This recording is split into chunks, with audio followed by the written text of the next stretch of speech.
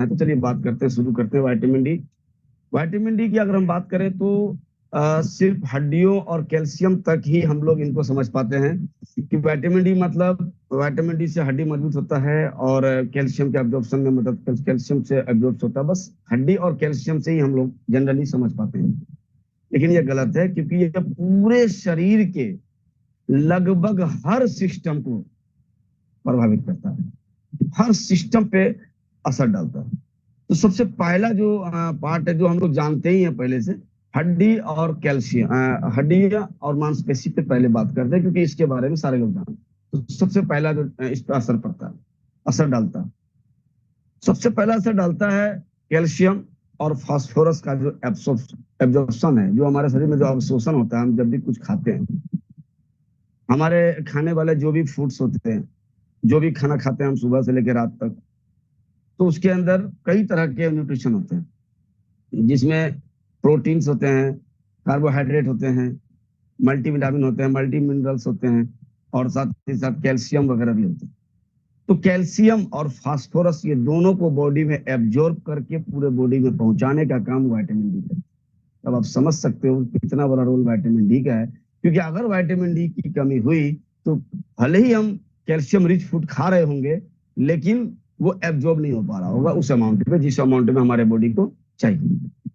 इसीलिए वहां vitamin D की सख्त जरूरत है। नेक्स्ट अगर मैं बात करूं तो हड्डी की मजबूती और जो मांसपेशी हमारा है। अब ये कमाल की बात है कि हड्डी की तो बात होती है विटामिन डी को क्या नाम लेते हुए, लेकिन कभी मांसपेशी की बात नहीं होती।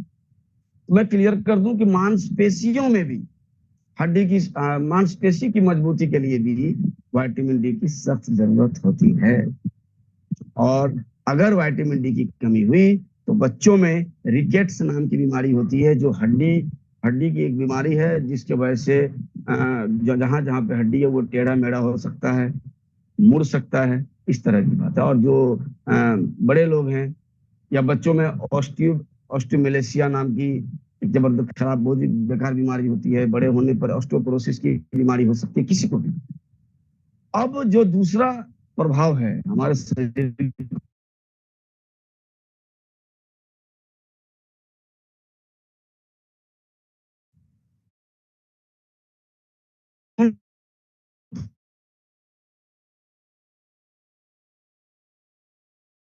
ने सबको सिखाया विटामिन सी लेना है, विटामिन डी लेना है, ये सारी चीजें उससे पहले किसी को पता ही नहीं था। इम्यून सिस्टम जो हमारा है, इम्यून सिस्टम का मतलब है कि जो बाहरी ताकतें, यानी बाहर बाहर से जितने भी बैक्टीरिया, वायरसेस, सारी चीजें का जो हमारे शरीर पर जो हमला होता है, उनसे लड़ने के लिए एक क्षमता शरीर को चाहिए होता है, जिसे बोलते हैं प्रतिरोधक क्षमता, रोग प्रतिरोधक क्षमता। उनसे लड़ने में विटामिन डी की सख्त जरूरत है। अगर विटामिन डी एडिक्वेट अमाउंट जितना जरूरत हमें रोज है, अगर उतना नहीं ले पा रहे हैं, तो हमारा इम्यून सिस्टम वीक होगा, लड़ने में थोड़ा कम मजबूती होगी, और जब लड़ने में कम मजबूती होगी तो वो बीमारी हमें तुरंत लग जाएगी, हम बार बार बीमार पड़ने लगेंगे, और अनेक तरह की बीमारियां फिर वो गंभीर रूप ले लेंगे। इसीलिए इम्यून सिस्टम को भी मजबूत रखने के लिए विटामिन डी की सख्त जरूरत है। साथ ही साथ अगर मैं बात करूं तो इसकी कमी से कई तरह के इन्फेक्शन हो जाते हैं, कई तरह के इन्फेक्शन हो जाते हैं। ऑटो इम्यून डिजीज, यानी कभी ठीक हो गया, कभी खराब हो गया, कभी बीमार हो गए, कभी ठीक हो गया। टाइप 1 डायबिटीज सबसे खतरनाक, टाइप 2 डायबिटीज तो फिर भी ठीक है, लेकिन जब टाइप टाइप 1 डायबिटीज होता है तो ये बहुत ही डेंजर और रेयर भी माना जाता है, उसमें भी रोल है इसका। और साथ ही साथ अर्थराइटिस का खतरा बढ़ता है, जिसकी वजह से जोड़ में दर्द, मांसपेशियों में दर्द होना शुरू होता है। नेक्स्ट प्रभाव जो पड़ता है वो हार्मोनल और मेटाबॉलिक हेल्थ का। अब हार्मोनल इंसुलिन सेक्रेशन और सेंसिटिविटी को प्रभावित करता है सीधा सीधा। यानी इंसुलिन जो हमारे शरीर के अंदर बस छोटा सा 2-2.5 सेंटीमीटर का एक छोटा सा ऑर्गेन है, जो हमारे पूरे बॉडी में शुगर को कंट्रोल करता है कि बॉडी में कितना शुगर चाहिए, कितना शुगर की जरूरत है, और उससे ज्यादा शुगर आता है तो उससे वो इधर उधर करने का काम करता है। यानी पूरी तरह शुगर मैनेजमेंट का काम है इंसुलिन का। और उसकी सेंसिटिविटी पे प्रभाव पड़ता है, यानी उसको कंफ्यूज करता है। ज्यादा शुगर आ रहा था, उसे समझ ही नहीं आता ये ज्यादा शुगर आ रहा है, फिर वो शुगर जाके कहीं भी स्टोर हो जाता है, कभी लीवर में स्टोर हो गया, किडनी में स्टोर हो गया। इसलिए जो डायबिटिक पेशेंट होते हैं उसकी किडनी, लीवर, ये सब जल्दी खराब होते हैं।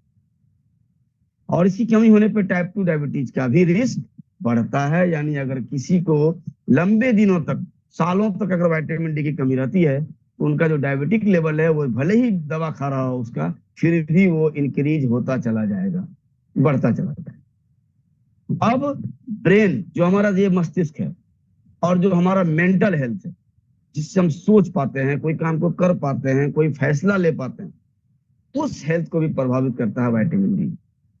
न्यूरोट्रांसमीटर पर असर डालता है, जो हमारे पूरे बॉडी के अंदर सूचना प्रदान करता है, यानी इंफॉर्मेशन देता है। अभी मैं आपके पास बोल पा रहा हूँ, मेरा ये हाथ हिल रहा है, ये अपने आप नहीं हिल रहा, ये न्यूरो ट्रांसमीटर के थ्रू वहां से इंफॉर्मेशन आती है कि अब हाथ हिलाना है, तब जाकर ये हाथ हिलता है, ऐसे नहीं हिलता। तो ये जो इंफॉर्मेशन आ जा रहा है पूरे बॉडी के अंदर, वो इंफॉर्मेशन में ब्रेक डाउन होगा। अब सोचिए, जब हम लोग कॉल पे बात कर रहे होते हैं और जब नेटवर्क वीक होता है, तो आवाज कैसी आती है? फंस फंस की आवाज आती है, सही से बात नहीं समझ पाते, और हमें कॉल काट के दोबारा लगाना होता है, या फिर समझ ही नहीं आता क्या बात हुई। तो सेम उसी तरह का प्रभाव पड़ता है अगर न्यूरल सिस्टम में गड़बड़ी हुई तो हमारे बॉडी को। अब कभी कभी क्या होता है कि कुछ लोगों को आप देखते होंगे, जब हम लोग कोई बात कर रहे हैं और अचानक से कोई कॉमेडी की वाली बात हो गई, सारे लोग हंस रहे, कोई एक आदमी को समझ ही नहीं आया, उनको जब समझ में आया तो सारे लोग हंस के रुक भी गए।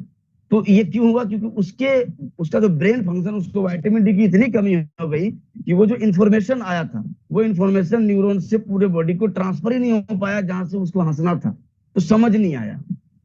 तो ये इस तरह से काम करता है, ये पूरा न्यूरॉन सिस्टम को गड़बड़ कर देता है, जिसकी वजह से हमें तुरंत सूचना पूरे बॉडी को नहीं मिल पाता कि मुझे अब क्या करना चाहिए इस पॉइंट ऑफ टाइम पे। डिप्रेशन डिप्रेशन का भी में भी बहुत बड़ा रोल है विटामिन डी का, और कॉग्निटिव डिक्लाइन का भी रिस्क है, यानी सेक्सुअल हेल्थ पर भी इसका बहुत ही गहरा प्रभाव पड़ता है। तो विटामिन डी किस तरह, अब एक और नया आयाम मैं इसमें जोड़ना चाहूंगा, विटामिन डी ओबेसिटी को डायरेक्ट इफेक्ट करता है। आप सोच के देखिए, ओबेसिटी में भी विटामिन डी का रोल है, और आप जानते ही हैं ओबेसिटी क्या है, मोटापा क्या है, हर बीमारी का जड़ है। अगर मोटापा आया तो सारी बीमारियां एक एक करके आएंगी और हमें बुरी तरीके से बीमार करेंगी, क्योंकि vitamin D fat soluble vitamin है, यानी शरीर की चर्बी में जमा हो जाता है, जिससे ब्लड में बायो अवेलेबल विटामिन डी कम हो जाता है। इसीलिए विटामिन डी की जरूरत बहुत ज्यादा होती है, और सीरम विटामिन डी लेवल कम मिलता है हर मोटे लोगों के, क्योंकि फैट में वो घुल जाता है। तो विटामिन डी की कमी जो इंसुलिन को भी रेजिस्टेंस करता है और क्रोनिक इन्फ्लेमेशन को बढ़ाता है। क्रोनिक इन्फ्लेमेशन, अब सोच के देखिए, मैंने अभी 3 दिन पहले कुछ लोगों का जांच करवाया था, और आप बिलीव नहीं करेंगे, जिस आदमी को जीवन में कभी भी डायबिटीज डिटेक्ट ही नहीं हो पाया, कभी नहीं पता चला डायबिटीज है, कभी नहीं पता चला कोई बीमारी है, और जब उसका जांच कराया तो दिमाग खराब करने वाली बात है, ट्राइग्लिसराइड 1300। आप सोच के देखिए लिपिड प्रोफाइल का क्या हाल है, और साथ साथ उसका HbA1c level 14, high risk 450 average sugar है उसके अंदर, और उसे पता ही नहीं। क्यों हुआ? क्योंकि काफी दिनों से विटामिन डी की कमी। विटामिन डी का लेवल कितना? ओनली 6। कभी भी इस आदमी को हार्ट अटैक आ सकता है, कभी भी अनकॉन्शियस हो सकता है। सोच के देखिए, हमें पता ही नहीं चलता कि हम कितनी बड़ी रिस्क में चल रहे हैं। तो हमें पता रखना पड़ेगा कि हम किस तरह खुद को हेल्दी रख सकते हैं, और विटामिन डी की कितनी जरूरत है आज के डेट में। विटामिन डी का कार्डियोवास्कुलर डिजीज से भी सीधा संबंध है, मतलब दिल की बीमारियां, दिल से जुड़ी हुई बीमारियां। और ये सीधा सीधा असर मतलब डायरेक्ट नहीं दिखता कि विटामिन डी की वजह से हुआ, ये इनडायरेक्ट है, यानी पीछे के दरवाजे से। जब चोर हमारे घर में आता है तो कैसे आता है? सामने के दरवाजे तो हम लोग कर रखे होते हैं, तो वो हमेशा पीछे दरवाजे से घुसता है, और वो आघात करके चला जाता है। चोरी कर लिया, नुकसान कर दिया, किसी का जान ले लिया, किसी को मार पीट दिया। सेम विटामिन डी चोर दरवाजे से पीछे से आता है इनडायरेक्टली, और हमें डैमेज करके चला जाता है हमारे हार्ट को। ब्लड प्रेशर को रेगुलेट करने में विटामिन डी की जरूरत है, क्योंकि बीपी को कंट्रोल करने में मदद करता है, और साथ ही साथ उसके बाद जो है इन्फ्लामेशन जो बॉडी में होता है, उस इन्फ्लामेशन को कम करने में बहुत ज्यादा मदद करता है। और विटामिन डी की जब कमी होती है तो जो हमारे धमनियां हैं उसमें रिस्क बढ़ता है, उसमें प्लाक डिपॉजिट होने लगता है। झाग डिपॉजिट होने लगता है। जो हमारा आर्टरी है, जो हार्ट से जो जो ब्लड जो पंप होता है, जो हार्ट से जो ब्लड जो बाहर निकलता है पूरे बॉडी में सर्कुलेट होने के लिए, उस नली में, उस पाइप में प्लाक यानी झाग जमा होने लगता है, जिसकी वजह से वो धीरे धीरे ब्लॉकेज बनता है और फिर जाके एक दिन हार्ट अटैक भी होने की संभावना बढ़ती है। आप सोच के देखिए। डायबिटीज और ओबेसिटी ये दोनों का लिंक है, और जब दोनों एक साथ आते हैं तो फिर कार्डियोवास्कुलर सिस्टम बर्बाद होने लगता है। और ये सब के पीछे विटामिन डी का बहुत बड़ा रोल है। और स्टडीज में पाया गया है, काफी सारे स्टडीज में पाया गया है कि विटामिन डी डिफिशियंसी वालों को heart attack, stroke, heart failure का रिस्क कंपेरेटिवली बहुत ज्यादा होता है। तो हमें हर हालत में विटामिन डी की पूर्ति करते रहना चाहिए, क्योंकि ये सिर्फ हड्डियों में नहीं, इम्यून सिस्टम को भी प्रभावित करता है, हार्मोनल डिसऑर्डर को भी प्रभावित करता है, हमारे हार्ट हेल्थ को प्रभावित करता है, मानसिक लेवल को प्रभावित करता है। सीबीडी में भी इसका बहुत बड़ा प्रोटेक्टिव रोल है, क्योंकि अगर विटामिन डी पूरा रहा तो बीपी हमारा कंट्रोल रहेगा, और आर्टरी में वो जो नली है उसमें प्लाक जमा नहीं होने देगा, यानी ब्लॉकेज भी नहीं होगा।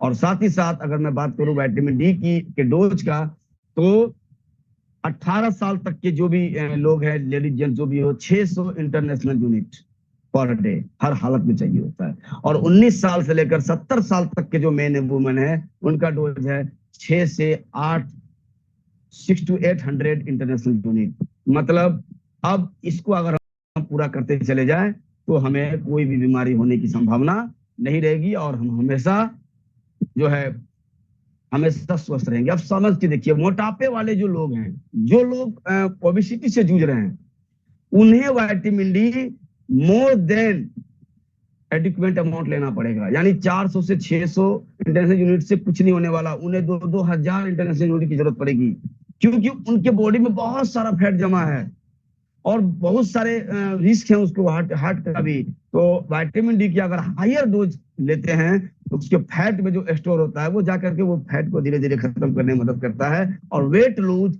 जबरदस्त तरीके से होता है। फिर मजा आने लगता है, फिर वो तो बोलते हैं ना, मतलब इफेक्टिव वेट लॉस। और हमारा इफेक्टिव वेट लॉस तभी होगा जब हम पहला चीज विटामिन डी को प्रीफर करेंगे। सीबीडी वाले जो पेशेंट है उनको विटामिन डी सप्लीमेंट की जरूरत होती है। बीपी वाले पेशेंट को भी हम सबसे पहले, जो भी बीपी के पेशेंट है वो विटामिन डी को पूरा करते चले, और प्लीज 400-600 तक ना रुके। और इसका सबसे जबरदस्त सॉल्यूशन हमारे पास विटामिन डी सबलिंगुअल स्प्रे। और ये एक स्प्रे अगर आप लेते हैं 400 इंटरनेशनल यूनिट आता है, लेकिन ये एक स्प्रे उनके लिए है जो बिल्कुल सही चल रहा है, हेल्थ में कोई इशू नहीं है। लेकिन जिनका इशू है, जिन्हें बीपी है, जिन्हें शुगर है, जिन्हें मोटापा है, उन्हें डबल लेना पड़ेगा। बल्कि मैं तो कहूंगा जो लोग मोटापे से पीड़ित है, जो वेट लॉस पर है, वो 3 स्प्रे ले।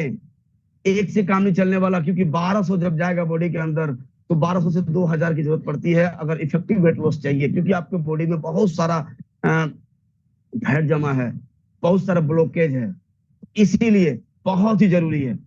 तो विटामिन डी को नॉर्मल लोग जो बिल्कुल फिट है, मैं भी फिट हूँ, क्योंकि मैंने 25-26 किलो वेट 2 साल पहले ही मैंने लूज कर लिया, और तब से मैं अभी तक फिट हूँ। क्यों फिट हूँ? क्योंकि मैं हर रोज विटामिन डी लेता हूँ। इसके बिना मेरा गुड मॉर्निंग होता ही नहीं।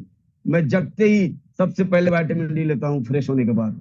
तो ये नॉर्मल लोगों के लिए जस्ट 1 स्प्रे, लेकिन जो लोग नॉर्मल नहीं है, जिन्हें कोई ना कोई इशू है, वो 2 स्प्रे, और जिन्हें 20-25 किलो लूज करना है वो 3 स्प्रे ले, तो जबरदस्त और इफेक्टिव रिजल्ट आपको देखने के लिए मिलेगा और हेल्दी वेट लॉस होगा। तो चलिए, मैं ज्यादा समय नहीं लेना चाहता, मेरा समय ऑलमोस्ट 2 मिनट ज्यादा हो चुका है।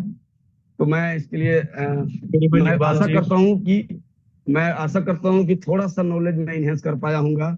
तो thank you. Over to you Riyaz sir. Thank you.